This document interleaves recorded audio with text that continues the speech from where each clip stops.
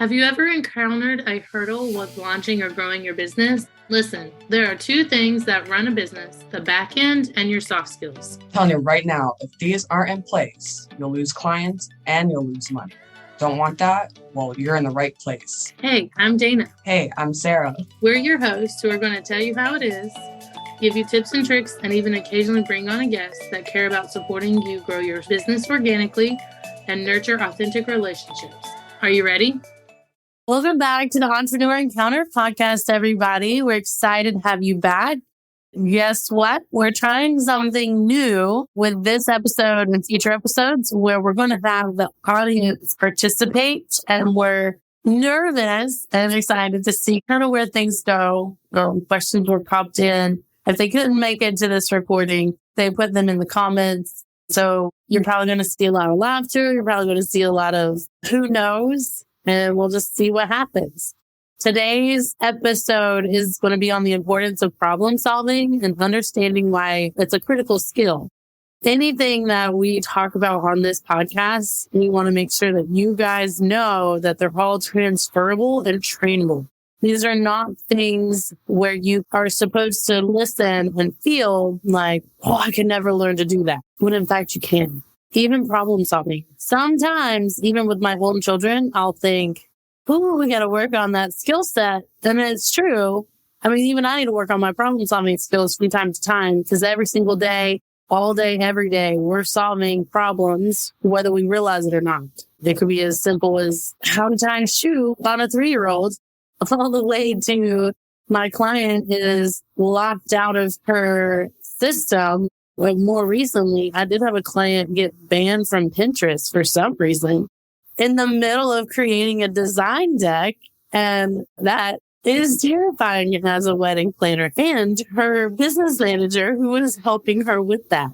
So no matter how big or small the problem is, there's always some sort of solution that can be found. And that skill set is trainable with how to think outside the box, how to look for option B, C, D, all the way through Z sometimes to figure stuff out.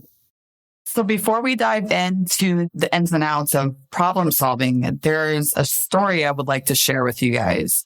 It's about a frustrated father and his daughter. They were out in the field. He was trying to get his work done and all she wanted was his attention. There was a magazine and he took a picture out of the magazine, ripped it up into tiny little pieces. The picture was of a map. And after he ripped those pieces out, he gave his daughter all the pieces and said, go back into the house and put all the pieces back together. And he thought that this was going to probably take her all day to put these pieces back together and make the map. Well, it wasn't very long. And she ended up going back outside and showing him that she was able to put all the pieces back together, tape the picture back, and gave him back the paper. And he was trying to figure out, how did you do this so quickly? The daughter says that on the back of that picture, there was a picture of a face, and she was able to put the face together.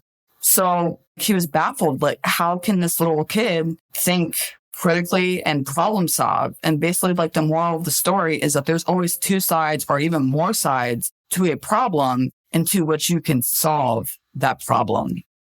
I like to take it a bit further of looking at the other side. You'll be surprised at how many different approaches to tackle the problem.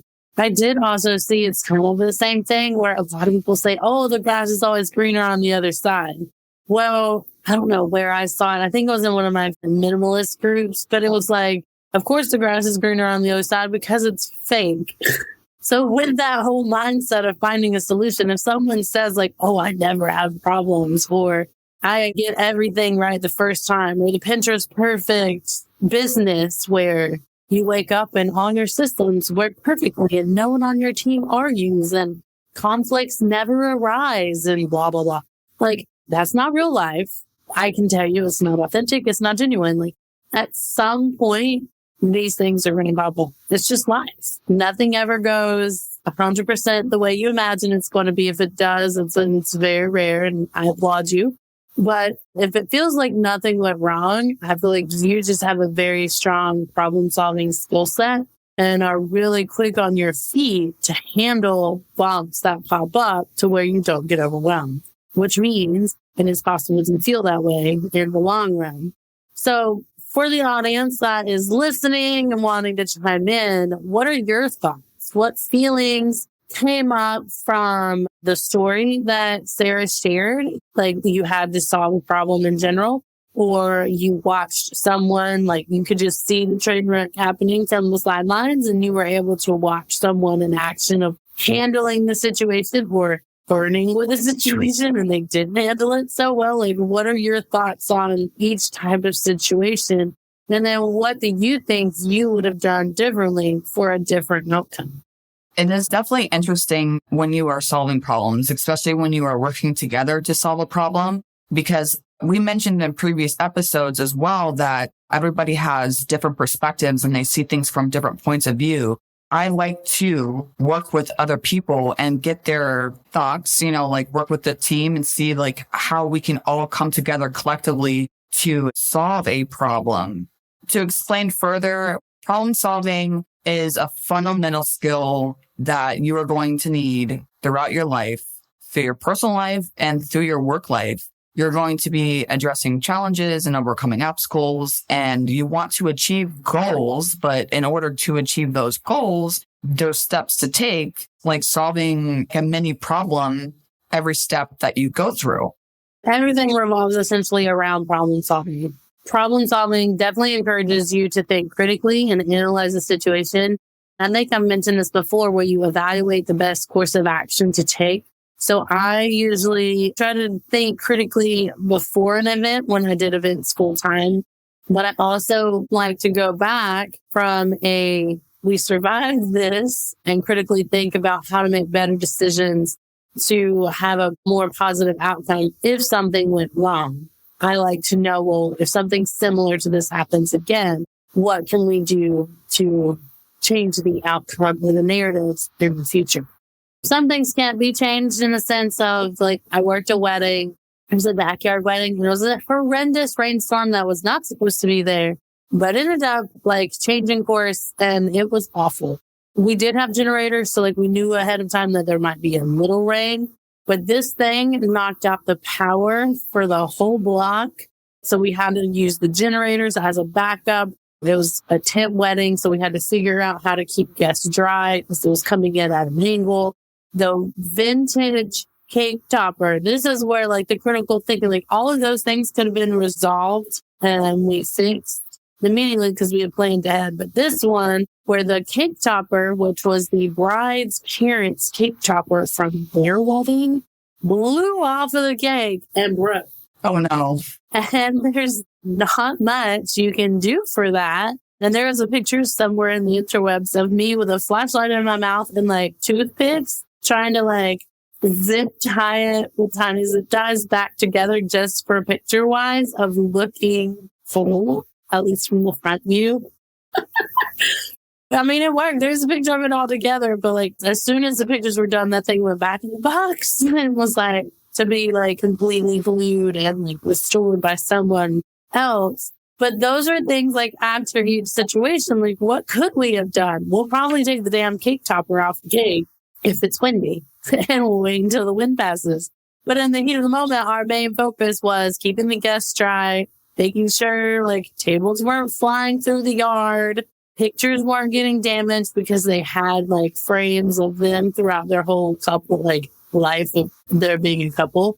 And we didn't want those to get damaged either. The power was out, so like we were trying to move people back and forth. They were still getting ready, so like they needed the electricity to get their hair curled and everything else. So always look at things from various different angles and try to think, oh, if this happens next time, what lessons can we learn here to move forward? So that also like kind of dives into like enhancing creativity. How to get very creative with fixing that cake topper. Super creative. And then that also improves my decision making in the future. So if I do another backyard wedding, I'm going to be better equipped to make informed decisions based on the facts that I've lived through of, okay, we need more than just generators. I'm going to need a whole kit of tiny little tools, almost like, the eyeglass repair thing, like very tiny screws and screwdriver. that level of care towards the cake topper or any other family heirloom that may get damaged, I'm going to need to be able to fix and keep together. I mean, those are important things that people don't lose. Yeah, you definitely have to think on your toes when things start to happen, especially when it gets really chaotic. For example, when you're working with a client and you're trying to manage their calendar, right? And then all of a sudden everybody wants to cancel their appointments and then you got to move everybody around. So you have to be essentially quick on your toes and try to figure out like a puzzle piece, like you're solving this puzzle and making sure all the pieces fit so everything runs smoothly. And then when you are able to solve a problem, it can be super small. It can be the smallest thing or like a huge problem that's going on with whatever you're working on. And you solve that problem and then it boosts your confidence. Like you get this like sense of accomplishment and you know that you solved that problem. So it encourages you to continue on with solving problems without a doubt. And you are able to face more challenges in the future. And just make sure that if you do need help when you are trying to solve a problem, know that there are people around you that can help you as well. You don't have to do it like by yourself. I think that's an important part to remember too, is when you have a team, you have people that look at things differently from different lenses, so to speak. So like what you may see as a problem, someone else on your team may not. They may even see it more as an opportunity or a good thing. So I think one of the first things to start with your team is define the problem and have everyone kind of chime in, especially if you're the one that's overwhelmed. Pull someone in to balance it off and help define the problem, identify and clearly understand the root cause of what is the issue. Gather as much information as you can to understand the full scope of the problem. And then you have someone that you can brainstorm solutions. Think of as many possible solutions as you can, including traditional ones as well as unconventional approaches, like thinking outside of the box. Maybe you want to do the pros and cons of each one and then figure out which one aligns with you best or that's most feasible. So it could be that your engagement is low on LinkedIn for whatever reason. Well, what are your solutions? Traditional, you can try and get into a different audience. You can borrow an audience. Unconventional ones would be something that they just came out with, actually. It's like an AI, more collaborative process to get published within the LinkedIn community. I'll find the links and I'll share it. But that's an unconventional approach because not many people have done it yet. So if you have this problem, you can share your solutions within an article and get feedback that way. But now it's not just your audience that is seeing you handle something and setting yourself apart as an industry leader to them, but now you're setting yourself apart as an industry leader to millions of other people. So the problem initially of not having a lot of engagement is now going to potentially be solved with borrowing someone's audience that is LinkedIn. Not just another entrepreneur platform itself, because they're going to share this with so many people. So then once you do all that, obviously analyze the solutions, evaluate each solution based on various factors. That could be time, the overall cost, and then what are the potential outcomes. You want to pick one that's practical and effective that will address the root cause, but also brings you the best result. So after all of that fun and exciting brainstorming sessions, to me, the fun part is developing an action plan. You create like a step-by-step blueprint that outlines what needs to be done to obtain that solution. Hopefully it doesn't take too long. Sometimes it can take the span of a few weeks, maybe even a month. But what takes the stress and overwhelm is assigning each step responsibility to various team members to complete the task and implement the plan. So after you have implemented the plan to resolve the issue at hand, like once you put the plan into action, and then after that, you start to evaluate the results. Like, did it work? Did the action plan that you put in place solve the problem?